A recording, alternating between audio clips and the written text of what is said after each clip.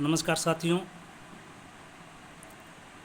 कल एक आंगनवाड़ी कार्यकर्ता और सहायिका के भर्ती से संबंधित एक वीडियो डाला था मैंने। तो उसमें कुछ साथियों ने जानकारी चाही थी कि एनटीटी का जिन्होंने कोर्स कर रखा है उनको अतिरिक्त अंक भार दिया जाता है क्या। साथियों, एनटीटी या बीएड जिन्होंने कर रखी है उनका अंक भार दिया जाता है, लेकिन उसकी शर्त यह है कि वह राष्ट्रीय शिक्षा अध्यापक परिषद यानी कि एनसीटीई से मान्यता प्राप्त हो। एनटीटी का कोर्स है वो 2010 के बाद में राजस्थान सरकार ने बंद कर दिया है। इसलिए वर्तमान में जिन लोगों ने एनटीटी कर रखी है किसी दूसरे स्टेट से या यहाँ के जो एनसीई या एनसीटी के द्वारा, उनको मान्यता नहीं है। इसके अलावा जिन्होंने 2 वर्षीय एनटीटी का डिप्लोमा कर रखा है या 1 वर्षीय एनटीटी का डिप्लोमा कर रखा है, वो ईसीसीई एक चाइल्ड एजुकेशन प्रोग्राम है, उसका डिप्लोमा है, उसको भी मान्यता नहीं है। एनटीटी की मान्यता केवल एनसीटीई से अप्रूव्ड कॉलेजों के द्वारा जो 2 वर्षीय डिग्री दी गई थी और वो 2010 से पहले दी गई थी, उनको ही मान्यता है।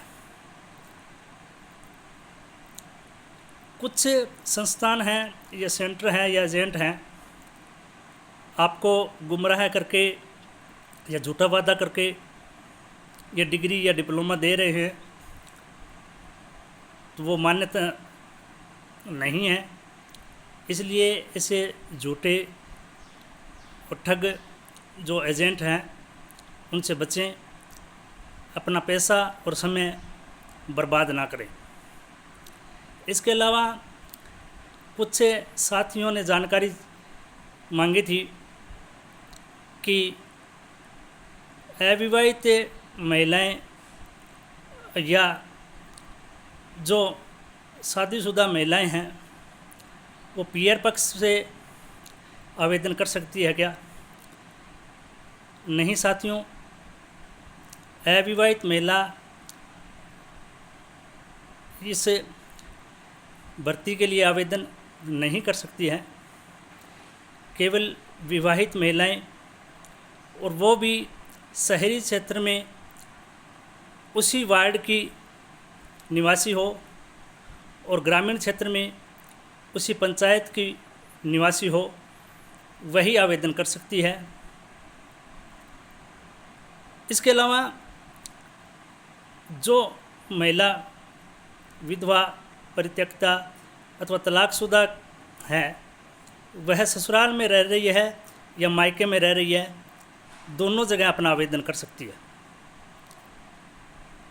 कुछ साथियों ने ये जानकारी चाहिए थी कि हमें अन्य जो राज्य से जो विवाहित महिलाएं थी उनको अंक भार सामान्य कर दिया गया था।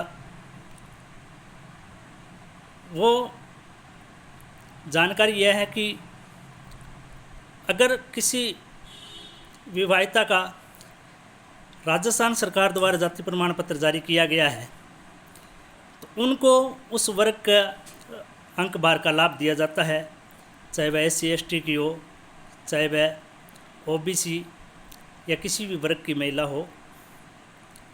अगर उनके पास राजस्थान के मूल निवासी के रूप में जाति प्रमाण पत्र जारी नहीं है तो उनको जनरल माना जाता है और जनरल का ही अंक भार दिया जाता है।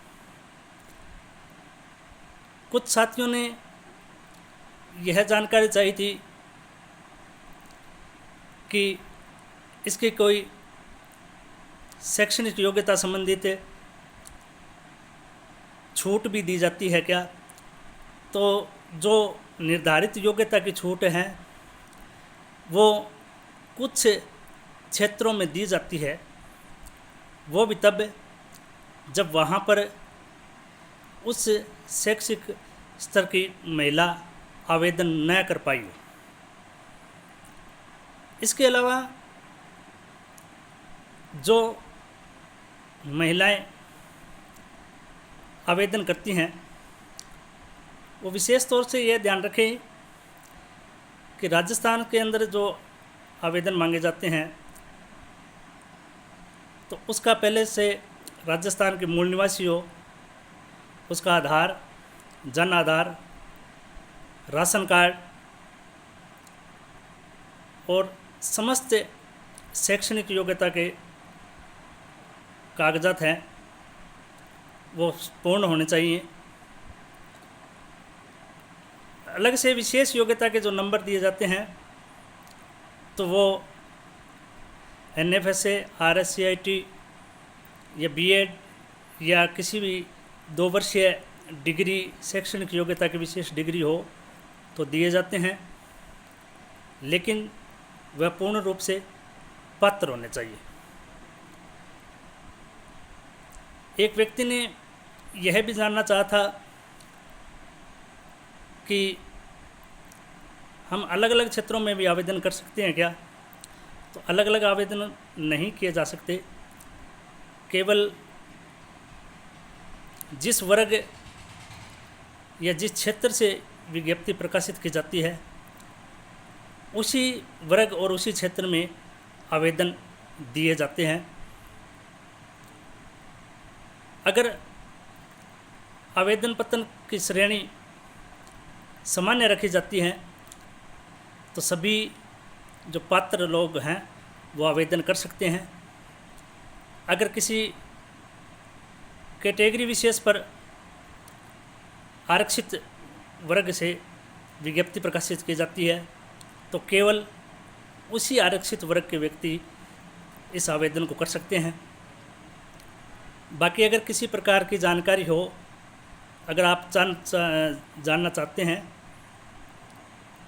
तो आप कमेंट बॉक्स में संपूर्ण जानकारी आंगनवाड़ी से संबंधित पूछ सकते हैं।